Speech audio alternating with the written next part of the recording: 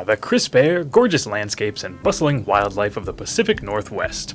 We're about to explore the region and build our own territories in Cascadia from Flatout Games. Hi, I'm Andy at Board Game Barrister. Our play-along tutorials are designed for you to be able to play along with your own copy of the game, or just learn to watch as you play. If you do have your own copy, feel free to grab your game box now and follow along. Let's get started by opening the box and retrieving your game components. You should have 85 habitat tiles, 5 starter habitat tiles, 100 wildlife tokens, 21 wildlife scoring cards, 25 nature tokens, 1 cloth bag, and a score pad. 20 of your wildlife scoring cards will be used during setup. The 21st card is for the family and intermediate game variants on page 10 of your rulebook. We won't be using those variants, so you can return that card to the box now. Now there will be times throughout this tutorial where I suggest that you pause the video while you get caught up in your game. Let's take our first pause while you get your box open and your pieces all accounted for. Let's get set up for your game. First, place all of your circular wildlife tokens in the cloth bag and give it a shake. Determine the number of habitat tiles you'll need for your game using this chart on page 4 of your rulebook. For 2 players, you'll use 43 random tiles. For 3 players, 63 tiles, and for 4 players, 83 tiles. Once you've determined the number of tiles for your game, randomly collect that many tiles and place them face down within reach. Then return all the remaining tiles to the box. They will not be used this game. Next up, grab your 4 wildlife scoring cards for bears. Find the card showing an A in the bottom right corner and place it in the center of the table in clear view of all players. Then, do the same for the elk, salmon, hawk, and fox scoring cards. This is the game creator's suggested scoring card setup for your first game. In future games, you'll randomly select 1 scoring card for each of the 5 wildlife. For now, return all the remaining wildlife cards to the box. Give each player 1 random starting habitat tile to sit face up in front of them, and once again return the remaining tiles to the box. Now, flip 4 of the habitat tiles and place them face up in a row in the center of your play area. Then, for each of those 4 tiles, grab 1 random wildlife token from the bag and place it next to the tile, forming 4 starting combinations of 1 tile with 1 token. Then place those nature tokens within reach of all players and you're ready to get started.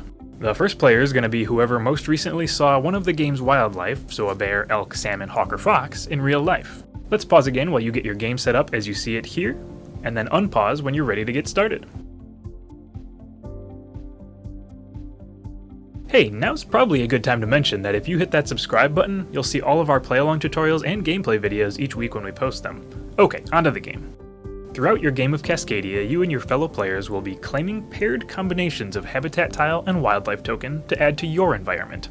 As you do so, you'll earn points for creating the patterns shown on the wildlife scoring cards and for creating large regions of connected habitats. Once everyone has added 20 tiles and 20 tokens to their boards, the game will end and we'll see whose environment fulfills those scoring goals best. First player, let's start your turn.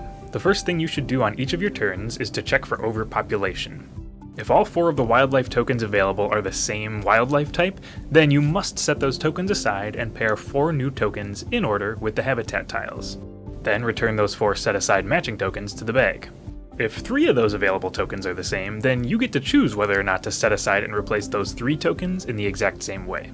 That's it for checking overpopulation, so on to the main part of your turn. You get to select one of the pairs of tile and token to claim for your environment. They come as a pair, so you have to take the token that's paired with the tile. Then immediately after you make your selection, you will play the new habitat tile and wildlife token into your environment. To play your new habitat tile, place it adjacent to 1 or more other tiles in your environment so that at least 1 full side of your new tile touches at least 1 full side of another. The tile's terrain does not have to match where it connects, but connecting matching habitats is a crucial way to score points. Once the tile is placed, it will not move for the rest of the game. Next, to play your wildlife token, place it on a habitat tile that shows that wildlife type. Each tile can only have a single token on it, so once you place that token, you won't be able to add or swap a different token onto that tile later. Here on your first turn, you will definitely be able to play your token though, because your starting tile has a representation of all 5 different wildlife types. But on later turns, if the token's wildlife type does not appear on any of your tiles, or if you just don't want to place that token, you will instead skip placing it and return it to the bag. We'll talk about the detailed rules on the scoring cards in a minute, but for now you should just pick a combo of tile and token you like and play them into your environment. Starting out, you might select a tile based on 1 or 2 matching terrain types on your starting tile, or you might select a token if it appears on your Keystone tile. Now, Keystone Tiles show only a single habitat and a single wildlife token, and when you place that matching wildlife token on a Keystone Tile, you receive a nature token. Nature tokens give you access to a couple of special abilities that we'll talk about going into your second turn, but they're really handy to have, so it's worth filling Keystone Tiles when you can. After you've placed your tile and token, replace them in the selection area with a new tile from any stack and a random token from the bag. Then the next player in clockwise order takes their turn. Let's take a pause here while each player, in order, selects their pair of tile and token, places their tile and token in their environment, then replenishes the selection area. Unpause when you get back around to the first player. Onward to round 2. Everyone at the table should now have a total of 4 habitat tiles in their environment, 3 from your starting tile and 1 new tile you selected last round, as well as 1 wildlife token. Anyone who placed their wildlife token on a Keystone Tile should also have 1 nature token. Now let's talk about what you're working toward. There are 3 main ways to score points in Cascadia. The first is through the wildlife scoring cards. Each different wildlife type scores points based on the specific patterns and conditions shown on their cards. For this game, while you're using the A version of each wildlife type, bears score in mating pairs. If you can place 2 bear tokens next to each other and there are no other bears next to either of those, they count as 1 pair, and you score for the total number of pairs at the end of the game. Your elks score in lines. Each straight line of elk is worth points based on its length. Each fox scores for the number of unique wildlife types surrounding them. So a fox surrounded by a fox, a salmon, and 2 bears will score 1 point for the fox, 1 point for the salmon, and 1 point for the bears, since they only count as 1 animal type. Each hawk counts toward your score only if there are no other hawks next to it, and you score points based on the number of solitary hawks you have at the end of the game. And salmon score in runs. A run is defined as a group of adjacent salmon where none of the salmon are adjacent to more than 2 other salmon. Basically, it's a line of salmon that can twist and curve but can never have tokens clustered together or running alongside the main run. You'll score points for each of your runs. There are more details for each wildlife scoring card on page 11 of your rulebook.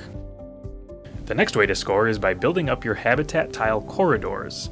A corridor is a group of habitat tiles that are all connected by a matching terrain. So, because these tiles all connect by one group of connected mountains, the size of this mountain corridor is 5.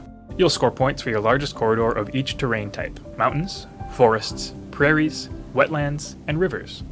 And lastly, you can score bonus points for each terrain type if you have the largest, or in a 3 or 4 player game, second largest, corridor among all players.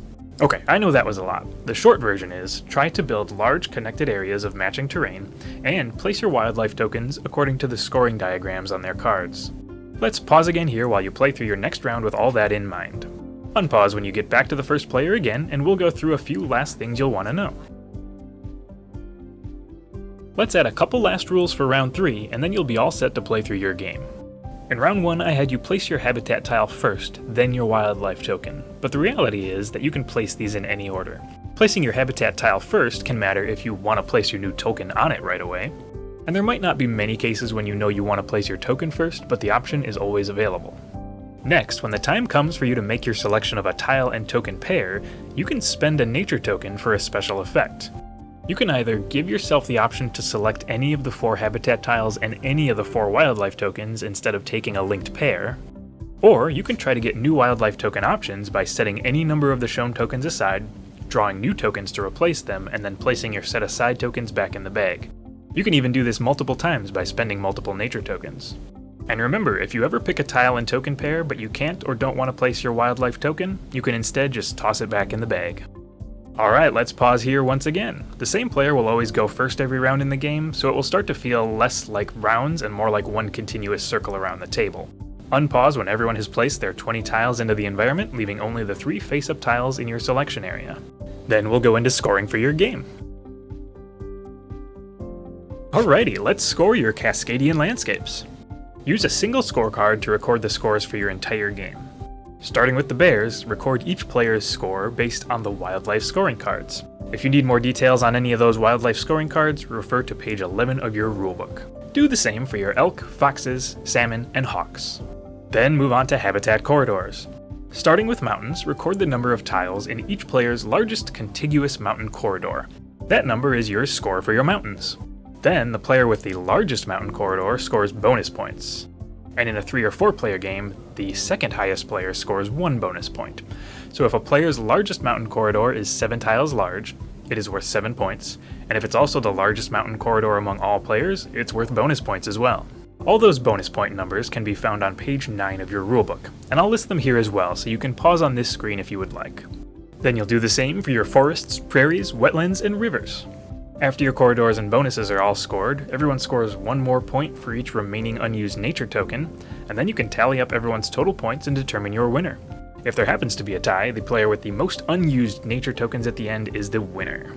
Well, that does it for our play-along tutorial of Cascadia. If you liked this video, we'd be so appreciative if you hit that like button, and we love chatting with our viewers, so leave a comment if you've got a comment. Thanks for watching, and we'll see you next time.